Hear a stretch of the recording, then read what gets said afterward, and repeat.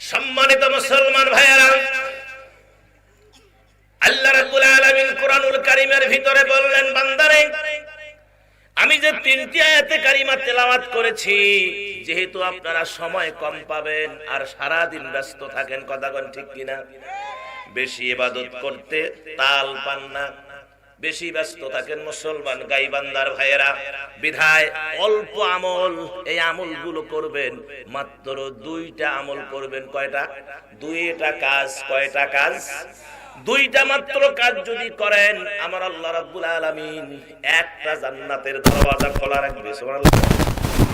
একটা জান্নাতের দরওয়াজা। জান্নাত কয়টা? জোরে কোন কয়টা? একটা জান্নাত দরজা হলো 8টা। সুবহানাল্লাহ। কয় না? জীবনে অনেক অনেক ওয়াজ এখনো ভুল করেন আপনারা, অনেক ওয়াজে এখনো ভুল আছে জনগণের ভিতরে। ওই আগের সেই ব্রিটিশ আমলের ওয়াজ ধরিয়েছে। খবরদার এই ভুল আর করবে না। জান্নাত কয়টা? একটা। আর দরজা কয়টা? জাহান্নাম কয়টা? দেখছেন? জাহান্নাম কয়টা? একটা। দরজা কয়টা? 7টা। তাহলে জাহান্নাম একটা, দরওয়াজা 7টা, জান্নাত একটা, দরওয়াজা 8টা। সুবহানাল্লাহ। কয় না? আর মনে হারাবে। অনেকে বলে থাকেন, ইস রে, আদম আর হাওয়া যদি ভুল না করতো তাহলে আমরা জান্নাতেই থাকতাম। এই ওয়াজ অনেক মৌলবি করে নাই, আমি নিজ কানে শুনছি।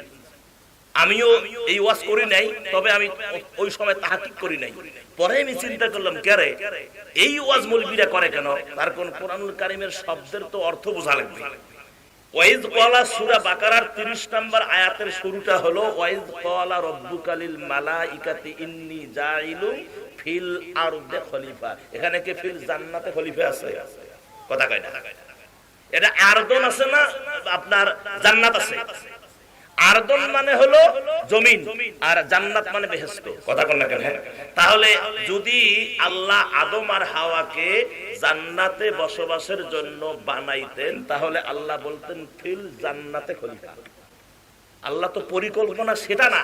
আল্লাহর পরিকল্পনা হলো আদম হাওয়াকে আল্লাহ জান্নাতে বানাইছেন, ওখানে রাখছেন, কিন্তু পাঠাইবেন জমিনে, দুনিয়ার নেতৃত্ব, জমিনের নেতৃত্ব, খলিফা মানে কি প্রতিনিধিত্ব করার জন্য আল্লাহ পাঠাবেন। এই জন্য বলছেন ফিল আরদে খলিফা।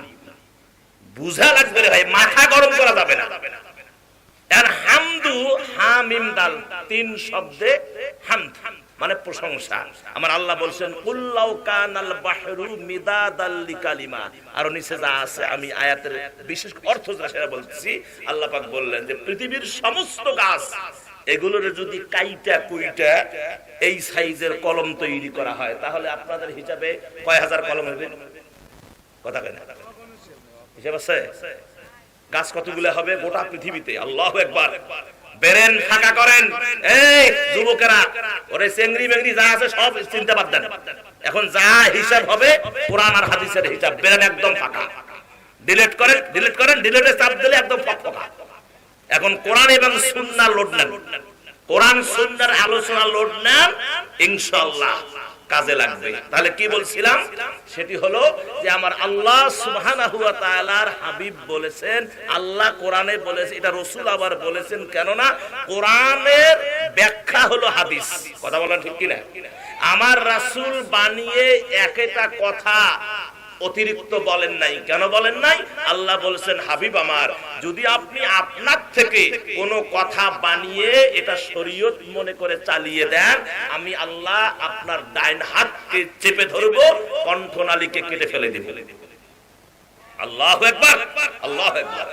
আমার ভাইয়েরা, তাম পৃথিবীতে যত গাছ আছে, এই গাছগুলো যদি কেটে কলম বানানো হয়, আর তাম পৃথিবীতে যত পানি আছে, সাগর আছে, মহাসাগর, হাওর গাওর, নদী নালা, খাল বিল, সাগর মহাসাগর আছে, এগুলোর যদি কালি বানানো হয়, তাহলে কম না বেশি? এখন কলম দিয়ে লেখো, কালি চুবায়া চুবায়া কালি দিয়ে দিয়ে লেখো, একদিন কলম শেষ হবে, কালি শেষ হবে। হাম, হা, মিম, দাল, এই 3টা অক্ষর যে হাম, প্রশংসা, আল্লাহর প্রশংসা লেখা শেষ হবে না, হবে না, হবে। সুবহানাল্লাহ কোন? মানে কথাটার এত ওজন, সেই হিসাবে সুবহানাল্লাহর ওজন এভাবে কমে গেছে। জোরে কোন সুবহানাল্লাহ। ভাইজান ভাত খাইছেন? খান নাই? গরম খবর আছে, খিচুড়ি মুবারক। আমি আর কি বলবি, আমার পরে যে মৌলবি আসতেছে, আমার পরে যে হুজুর আসতেছে, আমার সময় তো লোকে তো আমার ওয়াজ শেষ হবে, মুসাফা ঠিক মতো হবে না। ওই যে আসার সময় যেমন নিয়ে আসলো লিল্লাহি তাকবীর আল্লাহু আকবার মারহাবা মারহাবা, প্রধান বক্তার আগমন শুভেচ্ছা স্বাগতম।